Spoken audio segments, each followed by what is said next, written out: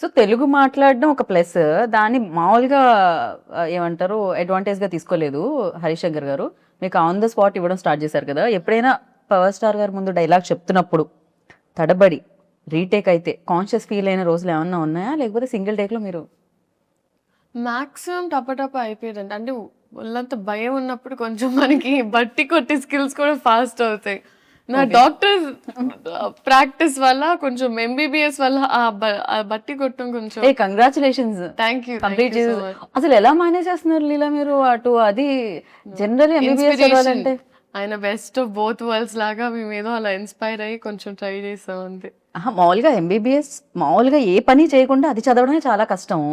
అలాంటిది ఇక్కడ ఇంత పని చేస్తూ అసలు టైం సరిపోకుండా వర్క్ చేస్తూ అది కంప్లీట్ చేయడం ఇట్ అంటే వాజ్ ఎక్స్ట్రీమ్లీ హెక్టిక్ అండి. ఇంకా నేను నా పిల్లలకి అలాంటి టాస్క్ పెట్టాలని నేనైతే అనుకోవట్లేదు.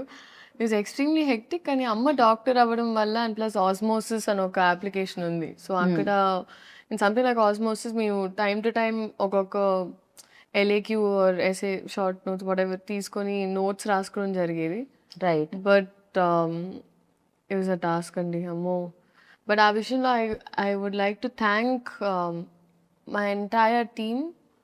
ఎప్పుడు నేను వర్క్ చేసిన వాళ్ళందరూ నాకు ఒక స్కెడ్యూల్ తర్వాత నేను వెళ్ళిపోవాలి, I need to go back అన్నప్పుడు నన్ను పంపించేవారు.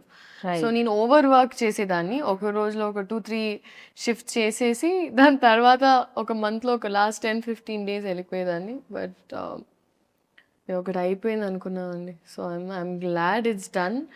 అండ్ అమ్మయ్య. అమ్మయ్య నిజంగా. అండ్ ఈ టైంలో I feel like it's not such. ఇప్పుడు ఊరికే ఒక యాక్టర్ అవ్వడం వల్ల maybe people talk about it this much. కానీ ఈ జనరేషన్లో మల్టీ టాస్కింగ్ అనేది మీరు ప్రతి ఒక్కరిలో చూస్తారు. రైట్. ఇప్పుడు యావరేజ్ నా ఏజ్ ఉన్న ప్రతి అమ్మాయి ఈదర్ డూయింగ్ 2-3 జాబ్స్ చేస్తున్నారు, లేకపోతే దర్ హ్యాండ్లింగ్ ఒక ప్యాషన్. చాలా మంది డాన్సర్స్ ఆర్ సింగర్స్ రైట్. వాళ్ళ జాబ్స్తో హ్యాండిల్ చేస్తున్నారు. సో అందరూ మల్టీ టాస్క్ చేస్తారు.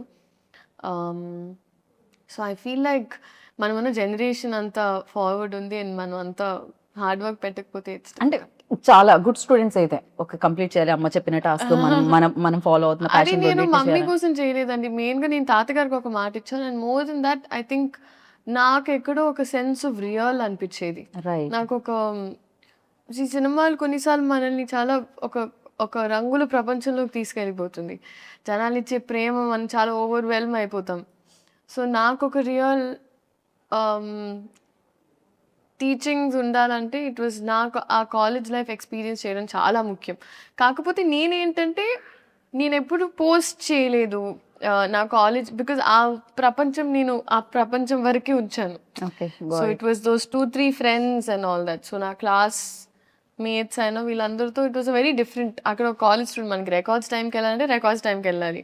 వైవాలో తిట్టించుకోవడం అంటే అది ఇంకా రోజ్ కాబాతే వైవాస్లో తిట్టించుకోవడం. సో అది నాకు చాలా it was important in shaping me as a human being right. And this for recognition I feel అట్లా. కాకపోతే ఇది ఒక 10-15 ఏళ్ల తర్వాత మీరు చెప్తే బాగుండేదేమో, కానీ ఇంతలోనే ఆ రియలైజేషన్ రావడం అనేది గొప్ప విషయం అనమాట. జనరల్లీ చాలా ఎక్స్పీరియన్స్ తో వస్తుంది అంటారు కదా. సో ఆ ఎక్స్పీరియన్స్ కంటే ముందే మీకు రియలైజేషన్ ఉంది, అది గుడ్ థింగ్ అన్నిటికంటే. Thank you.